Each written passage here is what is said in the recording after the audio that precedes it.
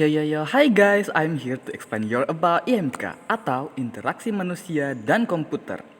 Nah, di sini saya akan menjelaskan beberapa poin. Di antaranya adalah yang pertama itu pengertian interaksi manusia dan komputer, kedua sejarah interaksi manusia dan komputer, yang ketiga ruang lingkup interaksi manusia dan komputer, keempat antar muka manusia dan komputer, dan yang terakhir itu adalah bidang studi yang berperan dengan interaksi manusia dan komputer. Oke, nah untuk pengertian IMK sendiri ada bermacam-macam, tapi saya ambil menurut diri saya sendiri, yaitu interaksi manusia dan komputer atau IMK merupakan bidang yang melibatkan interaksi antar manusia dan sistem komputer. Nah, seiring dengan berkembangnya teknologi komputer, IMK telah mengalami perubahan signifikan dari pendekatan batch hingga antarmuka grafis, suara, sentuhan, dan gerakan. Penggunaan kecerdasan buatan dan pemrosesan bahasa alami semakin mempengaruhi perkembangan IMK. Dan berikut adalah beberapa sejarah IMK yang dimulai pada tahun 1940-an. Yang pertama adalah Perang Dunia II dan komputer awal di tahun 1940-an. Komputer pertama dikembangkan untuk keperluan militer. Interaksi awal antar manusia dan komputer dilakukan melalui pemrograman penggunaan kartu punch dan saklar. Oke, untuk yang kedua itu pendekatan batch pada tahun 1950-an sampai 1960-an. Metode pengoperasian komputer yang dikenal sebagai pendekatan batch digunakan. Pengguna akan mengirim pekerja dalam bentuk kartu punch, kemudian komputer akan memprosesnya secara berurutan. Interaksi manusia dengan komputer berdasarkan manusia dengan komputer tak terbatas dalam pemrograman dan pengaturan input atau output. Yang ketiga, perkembangan antarmuka pemrograman tingkat tinggi 1960-an sampai 1970-an. Dikembangkan bahasa pemrograman tingkat tinggi ini seperti Fortran dan COBOL yang memungkinkan pengguna lebih mudah berinteraksi dengan komputer melalui perintah-perintah yang lebih abstrak. Pada tahun 1970-an, sistem operasi seperti Unix menghadirkan antarmuka basis perintah atau command line interface yang memungkinkan pengguna berinteraksi dengan komputer melalui teks. Untuk yang keempat itu di tahun 1980-an, pemrograman mouse dan grafis antarmuka pengguna. Pada tahun 1980-an, Xerox PARC memperkenalkan antarmuka grafis pengguna atau GUI yang memanfaatkan mouse, icon, dan jendela. Perkembangan ini memungkinkan interaksi manusia dengan komputer melalui tindakan seperti mengklik dan menggeser. Apple kemudian mengadopsi konsep ini dalam komputer Macintosh pada tahun 1984. Untuk yang kelima itu adalah era internet dan web. 1990-an, penyebaran internet pada tahun 1990-an itu membawa perubahan besar dalam IMK. Web browser seperti Netscape, Navigator, kemungkinan akses mudah dan antarmuka yang intuitif untuk menjelajahi konten web. Perkembangan ini mengarah pada penggunaan web sebagai antarmuka utama bagi banyak aplikasi. Yang keenam, pada tahun 2000-an sampai 2010-an, mobile computing dan perangkat bergerak. Kemajuan dalam teknologi mobile computing seperti ponsel pintar dan tablet membuka jalan bagi IMK yang lebih portable dan bergerak.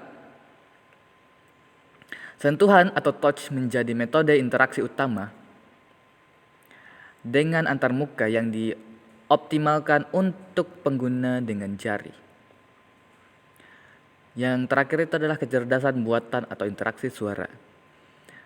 Di tahun 2010-an sampai sekarang itu dalam beberapa dekade terakhir kemajuan dalam kecerdasan buatan atau AI dan pemrosesan bahasa alami NLP telah memungkinkan pengembangan asisten virtual dan sistem berbasis suara seperti Siri, Google Assistant, dan Alexa. Interaksi suara semakin populer dan memungkinkan pengguna berinteraksi dengan komputer melalui perintah. Yang selanjutnya adalah ruang lingkup IMK. Mencakup yang pertama itu antarmuka pengguna atau user interface. Ini mencakup desain, pengembangan, dan evaluasi antarmuka pengguna yang memungkinkan pengguna berinteraksi dengan sistem komputer. Yang kedua itu desain dan evaluasi sistem. IMK juga mencakup aspek desain sistem secara keseluruhan termasuk perencanaan arsitektur sistem, organisasi informasi, dan presentasi data. Oke, yang ketiga adalah ergonomi dan antropometri. Ergonomi berhubungan dengan desain antarmuka yang mempertimbangkan faktor-faktor fisik dan kognitif manusia seperti postur, gerakan, dan persepsi. Sedangkan antropometri melibatkan pengukuran dimensi tubuh manusia untuk merancang perangkat keras dan antarmuka yang sesuai dengan variasi ukuran tubuh pengguna. Terus selanjutnya adalah kecerdasan buatan dan pengolahan bahasa alami. Pengguna kecerdasan buatan atau AI dan pemrosesan bahasa alami NLP semakin penting dalam IMK. Ini melibatkan pengembangan sistem yang dapat memahami bahasa manusia, merespon perintah suara, menerjemahkan bahasa, dan memprediksi preferensi pengguna. Selanjutnya adalah interaksi multimodal. Interaksi multimodal melibatkan pengguna lebih dari satu metode berinteraksi, seperti suara, gerakan, sentuhan, dan pengekspresian wajah. Selanjutnya adalah aksesibilitas. IMK juga memperhatikan aksesibilitas bagi pengguna dengan keterbatasan fisik atau sensorik. Selanjutnya adalah psikologi dan kognitif manusia. Aspek psikologi dan kognitif manusia mempengaruhi cara manusia berinteraksi dengan komputer. Berikutnya adalah, yang terakhir adalah konteks sosial dan organisasi. Ini mencakup pemahaman tentang dinamika kelompok, kolaborasi, komunikasi, dan peran manusia dalam konteks kerja atau lingkungan sosial. Untuk slide berikutnya, adapun beberapa antarmuka manusia dan komputer, yaitu untuk dapat lebih memahami, kalian bisa simak video berikut.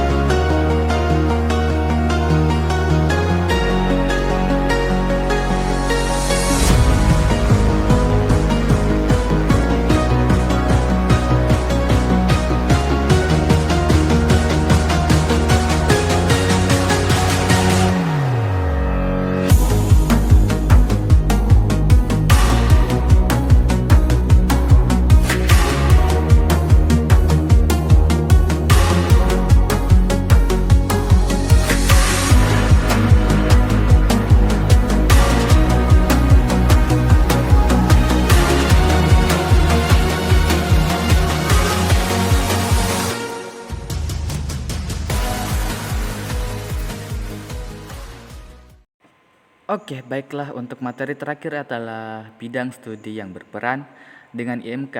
Ada banyak tapi yang saya ambil hanya beberapa, dan ini pun menurut Google yang bisa kalian baca sendiri di belakang saya, yaitu yang pertama adalah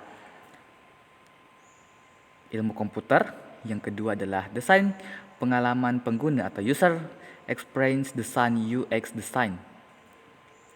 Terus yang ketiga adalah psikologi kognitif, yang keempat adalah rekayasa perangkat lunak, dan yang kelima adalah komunikasi manusia dan komputer, keenam ilmu perilaku atau behavior science, dan yang ketujuh adalah kriptografi dan keamanan informasi. Baiklah, mungkin itu saja yang dapat saya jelaskan. Thanks for watching. Billahi fisabilil haq fastabiqul khairat. Wassalamualaikum warahmatullahi wabarakatuh. Terima kasih. Sampai jumpa kembali.